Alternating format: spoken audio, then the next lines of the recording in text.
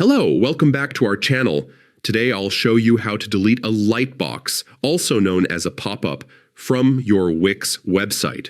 This is perfect if you don't want a pop-up showing when visitors land on your site.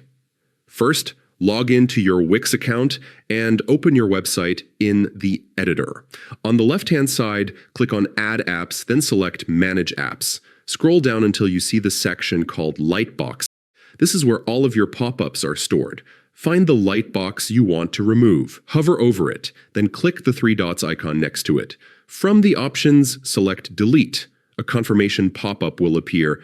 Just click Delete again to finish. That lightbox is now completely removed from your website and will no longer appear when visitors open your site. And that's it. You've successfully deleted a lightbox or pop-up from your Wix website. Thanks for watching, and don't forget to subscribe for more